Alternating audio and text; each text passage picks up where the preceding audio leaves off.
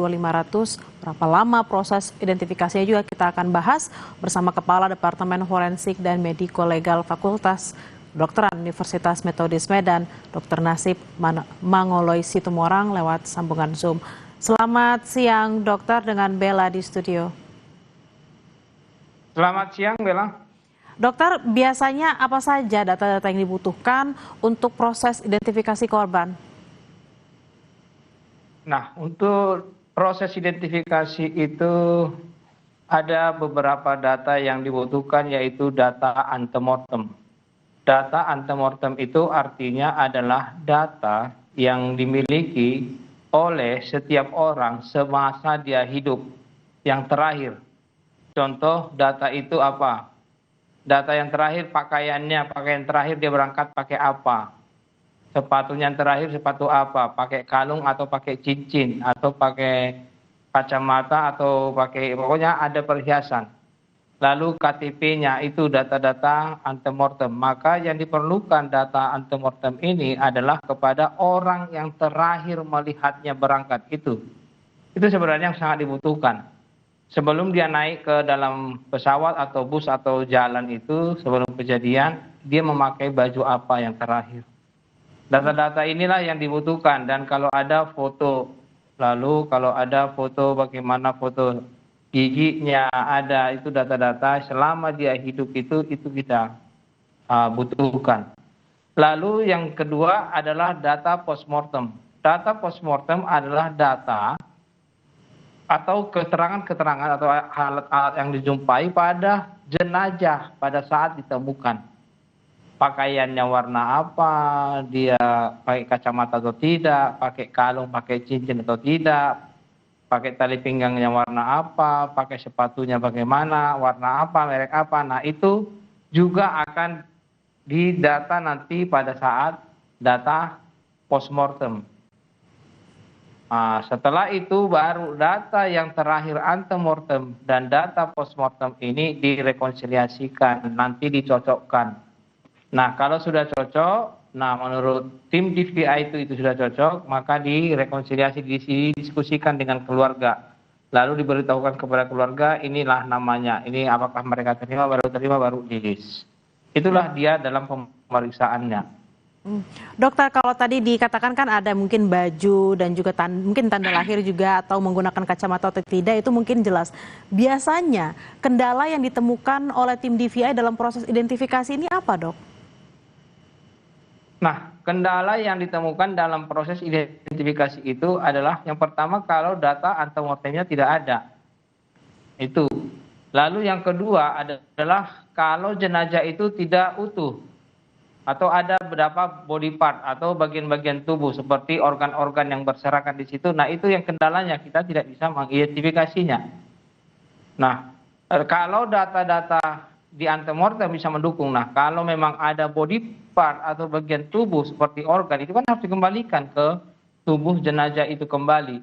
Nah, ini yang kendala yang sering, kalau kecelakaan seperti ini sering sekali ini menjadi kendala untuk menentukan kalau memang satu yang memang tubuhnya tidak utuh, bisa jadi kita menganggap bahwa itu adalah milik seseorang itu. Tapi kalau ada dua saja yang tidak utuh, maka body part atau bagian tubuh itu harus kita masukkan ke milik si apa, si A atau si B. Nah, itu yang harus kendala yang sulit kita untuk melakukannya. Nah, kalau untuk mendapatkan supaya ini bisa, maka harus diperlukan pemeriksaan DNA. Nah, pemeriksaan DNA itu diambil DNA daripada keluarga dan diambil DNA daripada body part ini dan akan dicocokkan. Nah, pengambilan DNA inilah yang sulit, untuk pemeriksaannya yang agak lama. Dokter, jika memang, mohon maaf, ada body part seperti itu ya, apakah memang DNA yang dikumpulkan bisa benar-benar fix 100% atau valid, tidak mengalami kerusakan jika memang dilakukan proses identifikasi? Kalau DNA itu kan dia diambil dari jaringannya, itu bisa dicocokkan dengan DNA. Ia bisa identifikasi yang sangat akurat, itu adalah DNA. Nah, kalau DNA dari pembandingnya dengan DNA yang diambil dari organ, ya, organ atau body part ini sudah sangat dekat dan sangat cocok, maka itu sudah bisa dikatakan dia teridentifikasi. Lalu untuk proses identifikasi sendiri, dokter, berapa lama waktu yang dibutuhkan? Nah, ketika jenazah itu ditemukan, diantar ke rumah sakit ataupun di tempat di mana pemeriksaannya dilakukan, itu secepatnya. Karena jenazah itu bukan makin bagus, dia akan makin busuk dan makin tidak utuh. Dan makin akan menjadi sulit untuk dilakukan identifikasinya lagi. Nah, kalau jenazah itu di situ dia ditemukan, dibuat ke tempat pemeriksaan, kita periksa semuanya data postmortemnya. Lalu setelah data postmortem ini kita kumpulkan, nah walaupun data antemortem belum dapat, tapi kalau data postmortem sudah kita bisa kumpulkan, maka ini nanti yang menjadi segera. Ini harus segera. Nah, biasanya itu kalau dilakukan pemeriksaan ya paling hanya 5 atau 6 jam sudah dapat data postmortemnya. Nah, data antemortemnya bisa dicocokkan mungkin bisa sampai 5 jam juga. Nah, akhirnya satu hari bisa dilakukan identifikasi itu kalau memang keadaan jenazahnya masih utuh. Tapi kalau body part, nah body part itu kan harus menunggu hasil DNA. Nah, menunggu hasil DNA ini yang buat lama. Tapi kalau sudah cocok nanti hasil DNA-nya baru kita rekonsiliasi. Itu. Dokter, ini kan kita tahu di sana proses evakuasi sedang berlangsung, cuacanya juga tidak baik seperti itu ya, di sana medannya juga tidak baik.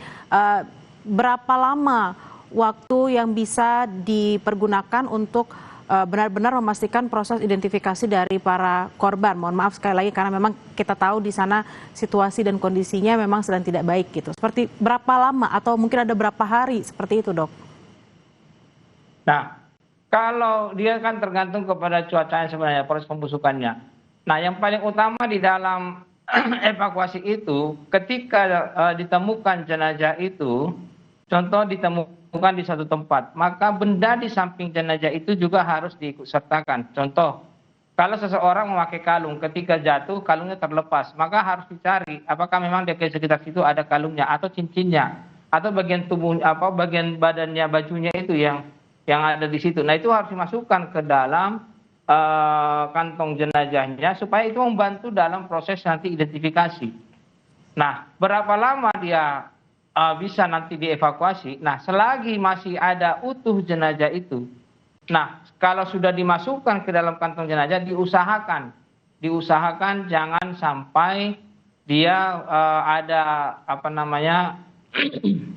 ada binatang-binatang yang bisa menghabiskan protein, yang bisa menghabiskan daging-daging dari jenazah itu sendiri.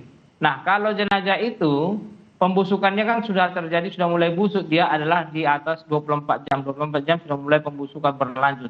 Sampai nanti dia pembusukan itu berlanjut sampai umur nanti 7 hari, 8 hari atau 14 hari. Nah, kalau nanti tinggal tulang pun masih bisa kita lakukan identifikasi, bisa. Cuma kalau memang lagi utuh ditemukan, maka itulah yang membantu proses identifikasi lebih cepat. Nah, kalau nanti tinggal tulang belulang ya mungkin lebih lama lagi. Nah, itulah prosesnya. Baik dokter, kita berharap memang semua korban bisa segera ditemukan dan dievakuasi dan semua prosesnya bisa dilaksanakan dengan lancar. Terima kasih atas perbincangannya siang hari ini, Dr. Nasib Mangoloy Situmorang, Kepala Departemen Forensik dan Mediko-Legal Fakultas Kedokteran Universitas Metodis Medan. Selamat beraktivitas kembali, Dok. Terima kasih. Terima kasih. Informasi usai jeda saudara, Pantai Bira di Kabupaten Bantaeng menjadi salah satu